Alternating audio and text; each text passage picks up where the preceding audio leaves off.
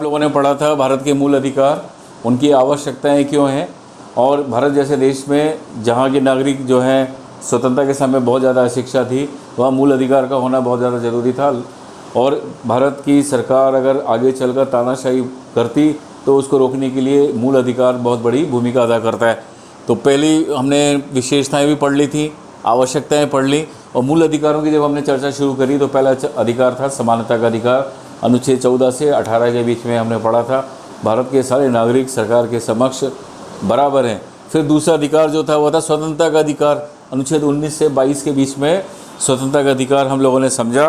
तो ये पहला पार्ट हो गया। अब हम दूसरा पार्ट शुरू करेंगे। अधिकार है शोषण के विरुद्ध अधिकार, अनुच्छेद 23 और 24 संविधान में चर्चा करता है शोषण के विरुद्ध। अब क्या है, अनुच्छेद 23 फर्स्ट के अनुसार मनुष्यों का क्रय विक्रय और बेगार तथा इसी प्रकार का अन्य जबरदस्ती लिया हुआ श्रम निषिद्ध ठहराया गया।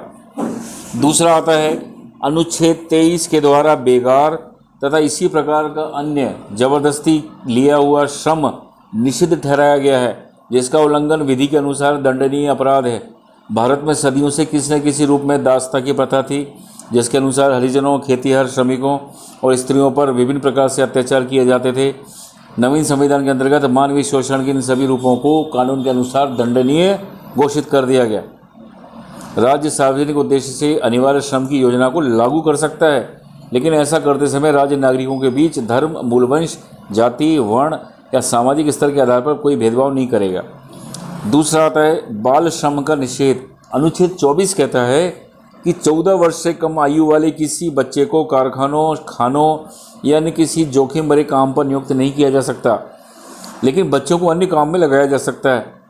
भारत के विभिन्न भागों में शोषण का एक रूप बंधुआ मजदूरी था, जिसे समाप्त करने के लिए 1975-76 में कुछ कदम उठाए गए।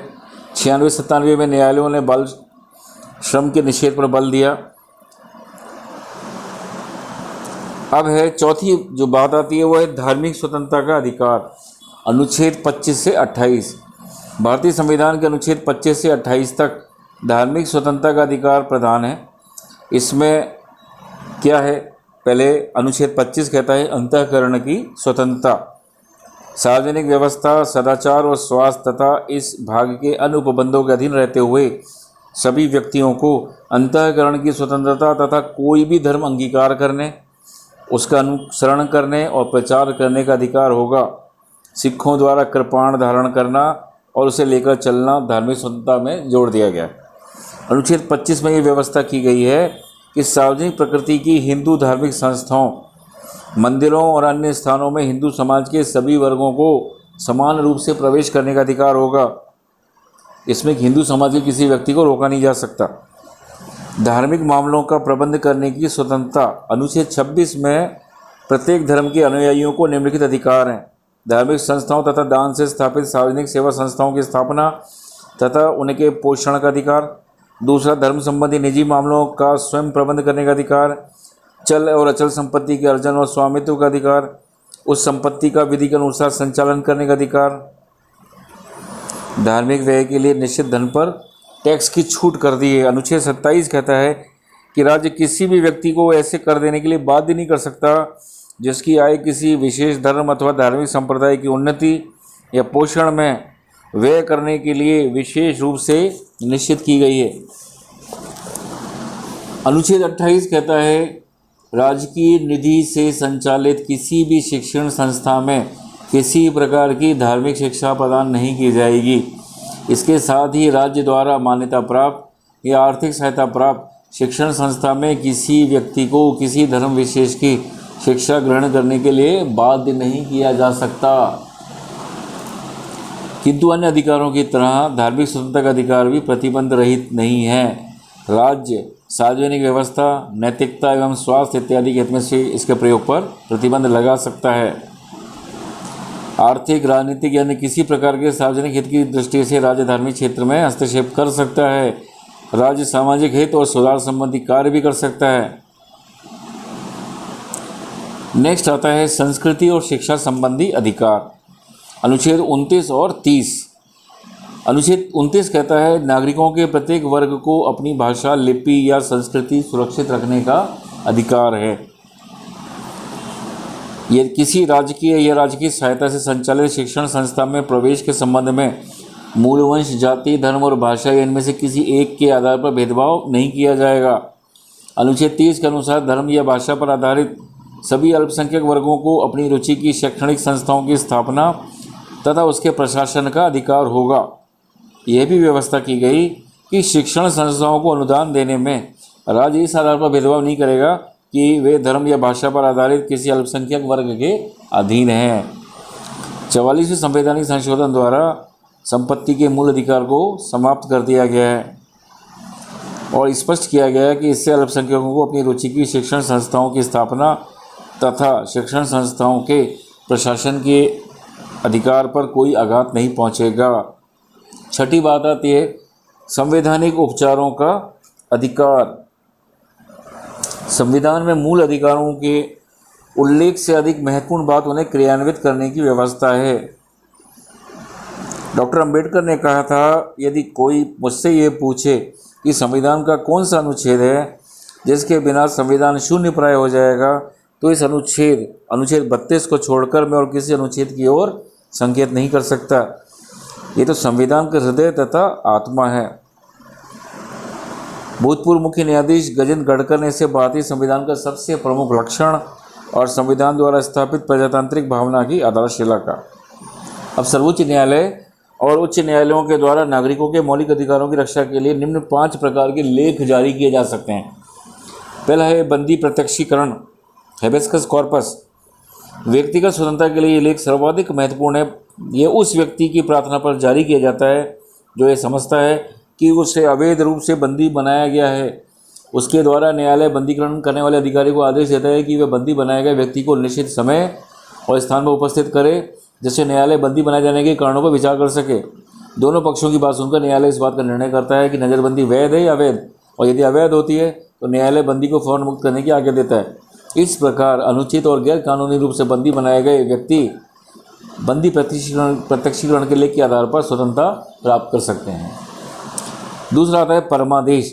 परमादेश का लेख उस समय जारी किया जाता है कि जब कोई पदाधिकारी अपने सार्वजनिक कर्तव्य का निर्वहन नहीं करता है। इस प्रकार के आज्ञापत्र के आधार पर पदाधिकारी को उसके कर्तव्य का पालन करने का आदेश दिया जाता है।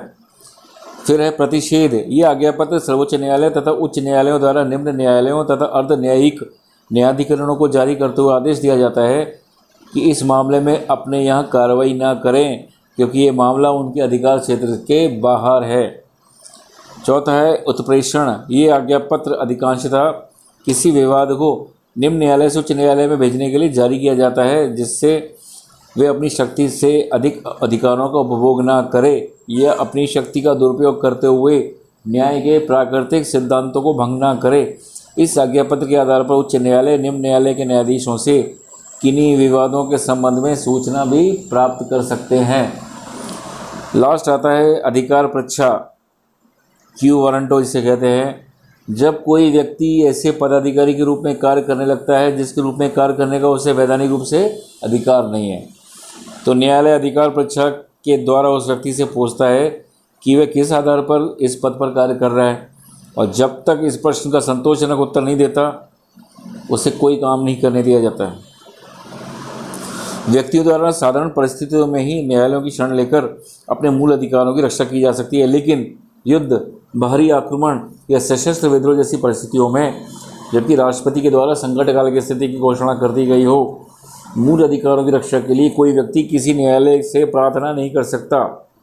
संकट काल में भी अनुच्छेद 21 द्वारा प्रदत्त जीवन और शारीरिक स्वाधीनता के अधिकार को समाप्त या सीमित नहीं किया जा सकता। संपत्ति के अधिकार की हम बात करते हैं। अब इसे मूल अधिकार में नहीं जोड़ा गया है, लेकिन 1978 तक ये मूल अधिकार में था।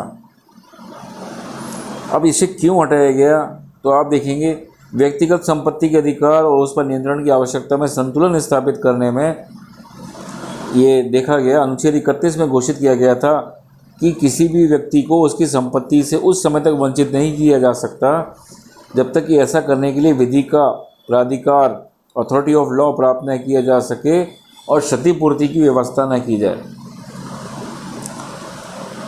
तो संपत्ति के अधिकार को मूल अधिकारों से हटाए जाने के कारण जो थे उसमें सर्वोच्च न्यायालय द्वारा कुछ व्याख्याएं आर्थिक सामाजिक न्याय के लक्ष्य की प्राप्ति में बाधक हो रही थी।